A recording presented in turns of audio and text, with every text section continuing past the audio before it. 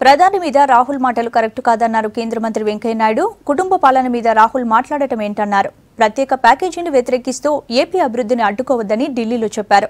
14వ ఆర్థిక సంఘం సిఫార్సులతోటి ప్రత్యేక ప్యాకేజీ కింద ఏపీకి సాయం చేస్తున్నామన్నారు. ప్రత్యేక హోదాను కాంగ్రెస్ చట్టంలో ఎందుకు పెట్టలేదని ప్రశ్నించారు. తెలంగాణ అభివృద్ధికి కూడా కేంద్రం కట్టుబడి ఉందన్నారు వెంకయ్య.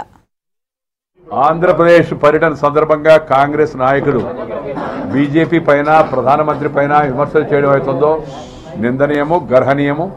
తమ హయాములో ఆంధ్రప్రదేశ్కు ద్రోహం చేసి విభజన చట్టంలో ప్రత్యేక హోదాను పొందుపరచకుండా, అలాగే ఇప్పుడు వచ్చే ప్రత్యేక హోదా స్థానంలో వచ్చే ప్రత్యేక ప్యాకేజీని కూడా వాళ్ళు వ్యతిరేకిస్తూ రాష్ట్రానికి మేలు చేయకుండా అడ్డుపడుతున్నారు. ప్రజలు కేంద్ర ప్రభుత్వం తీసుకున్న నిర్ణయాన్ని సమర్థించారు. కేంద్ర ప్రభుత్వం ప్రకటించిన ప్రత్యేక ప్యాకేజీ 2,30,000 కోట్లు వివిధ ప్రాజెక్టులు అన్నింటితో కూడుకున్నది.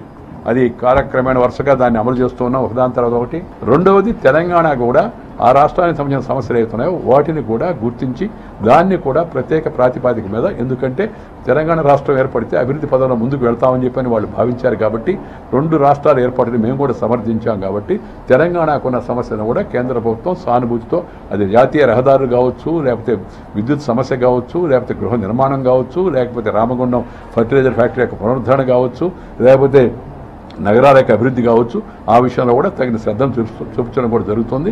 కుటుంబ వారసత్వ పాలన గురించి కాంగ్రెస్ పార్టీ విమర్శించడం అవుతుందో అది గురువింద గింజ సామెతలాగా గుర్తు చేస్తుంది. ఈ దేశంలో ఈ కుటుంబ పాలనకు జనని కాంగ్రెస్ పార్టీ.